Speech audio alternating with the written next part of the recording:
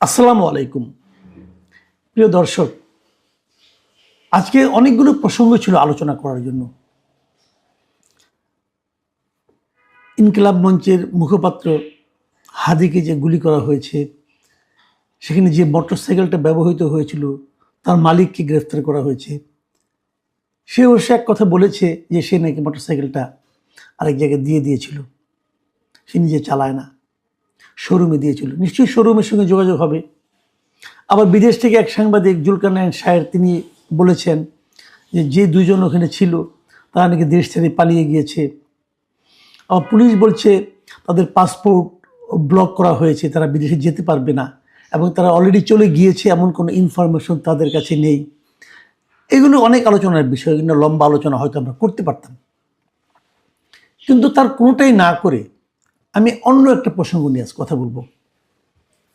সেই প্রসঙ্গটা হলো আনিস আলমগীর, আমাদের সহকর্মী আনিস আলমগীর সাংবাদিক, এবং একদম এলেবেলে কোনো সাংবাদিক না। বাংলাদেশের সাংবাদিকতার ইতিহাসে আনিস আলমগীরের বড় বড় একটা ভূমিকা আছে।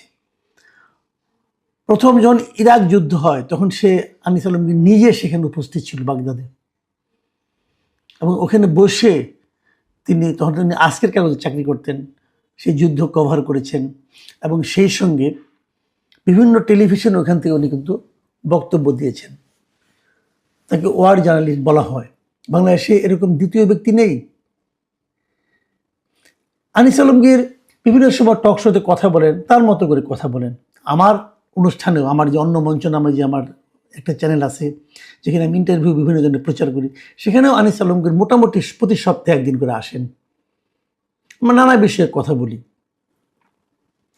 সেই আনিস আলমগীরকে আজকে ডিবি তার বাসা থেকে নিয়ে গিয়েছে ডিবি অফিসে। বিষয়টা আমি জানলাম কিভাবে? আনিস আলমগীর নিজেই আমাকে ফোন করেছিলেন। তার বাসায় যখন ডিবি ছিল, আজকে রাতে আনিস আলমগীরের সঙ্গে আমার ইন্টারভিউয়ের কথা ছিল আমাদের ওই অন্য মঞ্চের জন্য। রাতের এরকম একটা প্ল্যান ছিল, আমাদের শিডিউল ছিল। আনিস আলমগীর আমাকে ফোন করে বললেন যে মাসুদ ভাই, আজকে রাতে আপনার সঙ্গে আমার প্রোগ্রাম করা বোধহয় হবে না। খেয়াল করুন, কথাগুলো আপনারা খেয়াল করুন। উনি কিন্তু ওনার বাসায় ডিবি এসেছে, পুলিশ এসেছে, এটা না। উনি বলছেন যে আজকে বোধহয় আপনার সঙ্গে আমার প্রোগ্রাম করাটা বোধহয় হবে না, যে আপনি অন্য একজন গেস্ট ম্যানেজ করেন। তার বাসায় ডিবি এসেছে, তার বাসায় ধানমন্ডি থানা থেকে পুলিশ গিয়েছে, ওনাকে ধরে নিয়ে যাচ্ছে। উনি কিন্তু আমার কাছে হেল্প চাচ্ছেন না।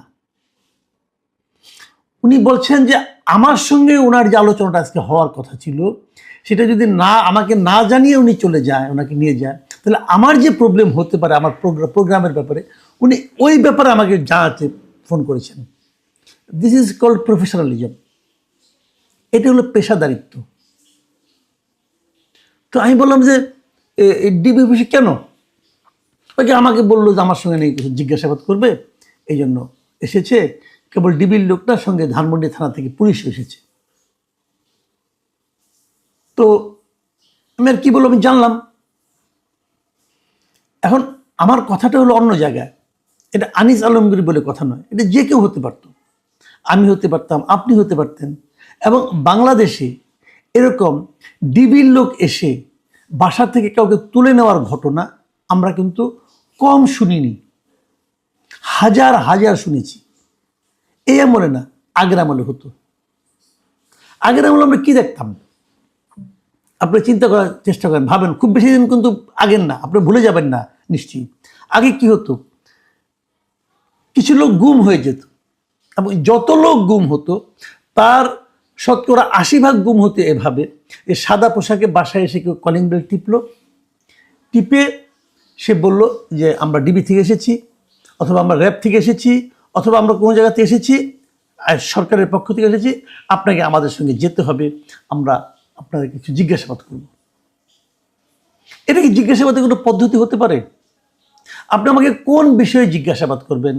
জিজ্ঞাসাবাদ করার জন্য আমাকে যে আপনি নিয়ে যাবেন, আমার কি অন্য কোনো কাজ আজকে থাকতে পারে না? অন্য কোনো প্রোগ্রাম থাকতে পারে না? আপনি মানুষের স্বাভাবিক জীবনযাপনের অধিকার থেকে আপনি তাকে বঞ্চিত করতে পারেন? আপনি হয়তো কিছু মামলার ব্যাপারে জিজ্ঞাসাবাদ করেন, তো আপনি এখানে জিজ্ঞাসা করেন। আপনি আমার বাসায় এসেছেন অনাহূত অতিথি হিসেবে, অসুবিধা নাই, আপনি আমাকে জিজ্ঞাসা করেন কি জানতে চান, আমি আপনাকে জবাব দিচ্ছি। অথবা যদি আপনার জন্য ওখানে যেতে হয়, ওই লোক যদি আমাকে জিজ্ঞাসা যায় বা যিনি করবেন তিনি যদি এই পর্যন্ত আসতে কষ্ট হয় ওনার, উনি আমাকে ফোন করলেই পারেন, আপনার কাছে এই বিষয়টা আমি একটু জানতে চাই, আমাকে ওখানে নিয়ে যেতে হবে কেন? প্রথম প্রশ্ন, যদি নিয়ে যেতে হয় আমাকে কি আপনি গ্রেপ্তার করলেন নাকি এমনি নিতে পারলেন? আপনি যদি আমাকে গ্রেপ্তার না করেন তাহলে আপনি আমাকে নিয়ে যেতে পারেন, কি হিসেবে আপনি নিয়ে যাবেন? আপনি তো আমাকে বর্ণনা করতে হবে। তারপরে কথা হলো, আমাকে কি আপনি কোনো গ্রেপ্তারি পরোয়ানা দেখিয়েছেন? কেউ দেখায়, কেউ দেখায় না। এটা যদি আমি পৃথিবীর যে কোনো সভ্য দেশকে বলি, তারা কি বলবে আইনকে এইভাবে চলা উচিত, চলতে দেওয়া উচিত? এগুলি শেখ হাসিনার আমলে চলত। শেখ হাসিনা এগুলো করতেন, ওনার সুবিধার জন্য করতেন, ওনার স্বৈরাচারী শাসনকে টিকিয়ে রাখার জন্য করতেন। কাউকে নিয়ে গেল, পরে জিজ্ঞাসাবাদ করলাম ডিবি নিয়ে গেছে, বলছি না আমরা কাউকে তো আনিনি, কেউ কাউকে আনিনি, ওই লোকটা হাওয়া হয়ে গেল। এটাকে আমরা গুম বলতাম, তাকে আর ফিরে পাওয়া যেত না। অনেক লোক এভাবে কিন্তু আমাদের দেশ থেকে হারিয়ে গেছে। এখন হয়তো হারিয়ে যাচ্ছে না, কিন্তু আপনি তো নিয়ে যাচ্ছেন। আপনি কোন আইনে নিচ্ছেন ভাই, আমাকে বোঝান।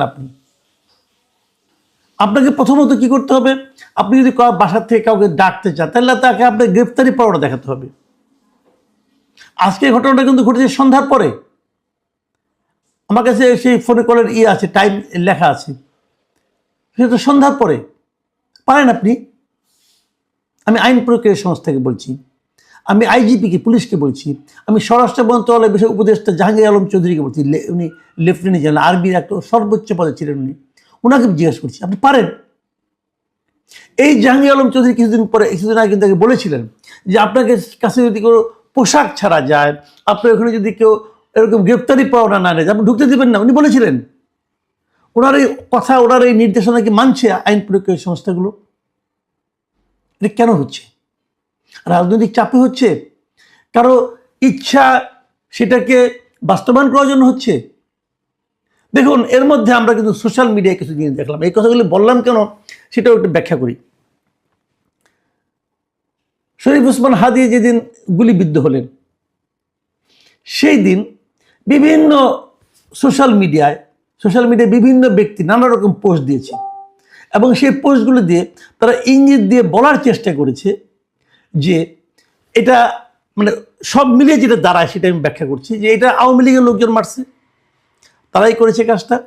করার পর তারপর এই আওয়ামী লীগকে দেশে প্রাসঙ্গিক করে তুলতেছে কিছু তথাকথিত বুদ্ধিজীবী, কিছু তথাকথিত সাংবাদিক, কিছু সুশীল, বলে তো আমাদের কয়েকটা নাম বলছে। সেই নামগুলির মধ্যে আনিস আলমগীর আছে প্রত্যেকটাতেই, দু একটাতে আমার নামও আছে, দু একটাতে আব্দুল নূর তুষারের নাম আছে, কোথাও কোথাও মঞ্জুর আলম পান্নার নাম আছে। আমাদের অপরাধ থেকে আমরা নাকি আওয়ামী লীগকে প্রাসঙ্গিক করে তুলছি। তো কিভাবে প্রাসঙ্গিক করছে আমি জানি না, তারা কিভাবে, কোনো ব্যাখ্যা দিচ্ছে না, কিন্তু কোনো প্রমাণ নাই, কোনো লজিক নাই, দিচ্ছে। আচ্ছা, আবার কেউ কেউ দিচ্ছে এটার সঙ্গে নাকি মির্জা আব্বাস জড়িত, মির্জা আব্বাসের ভাই জড়িত, বিএনপি জড়িত, এটাও বলছে। এইরকম লোকজনই বলছে, এই ইনফ্লুয়েন্সাররাই বলছে, এরকম সোশ্যাল মিডিয়া যারা আর কি ঝড় তুলে থাকেন তারা বলছেন। তাহলে এখন কি তাদেরকে গ্রেপ্তার করা হবে? বললেই হলো, বলে দিলাম এই অমুক অমুক অমুক আছে, ওখানে 4 জনের নাম আছে, 5 জনের নাম বলে সমস্যাটা কি? কেউ কেউ ছবি দিয়ে দিচ্ছে, সেখানে আবার আমার ছবি নাই একটাতে, সেখানে নিচে একজন কমেন্ট করতেছে মাসুদ কামালের ছবি এখানে দেওয়া উচিত ছিল। মানে কত সহজ, মানুষের গায়ে ট্যাগ লাগিয়ে দেওয়াটা কত সহজ। এই ট্যাগ দেখে দেখে কি আমাদের পুলিশ বাহিনী চলে? পুলিশ বাহিনীকে সোশ্যাল মিডিয়ার এই সমস্ত ট্যাগিং দেখে তারপরে তারা কাজ করে? তাদের গোয়েন্দা তৎপরতা কি এরকম এই মানের, এই পর্যায়ে আমরা নেমে এসেছি? ভাবুন, আমি অন্য একটা পয়েন্টে আসি। ভাবুন, হয়তো আনিস আলমগীরকে একটু পরে ছেড়ে দেওয়া হবে, ধরে নিচ্ছি ভালোটাই, হয়তো ওনাকে ছেড়ে দেবে, এগুলো ঠিক আছে, আপনাকে আমি কিছু জানতে চেয়েছিলাম, আপনি এগুলি কেন বললেন, কি বললেন শুনে এটা ব্যাখ্যা দিলে চলে আসলো। হয়তো সে আজকে রাত্রে 12টার মধ্যে চলে আসবে, আবার হয়তো নাও আসবে। যদি না আসে কি হবে? ওনাকে আপনি জেলে পাঠিয়ে দেবেন কেন? কারণটা তো বলবেন।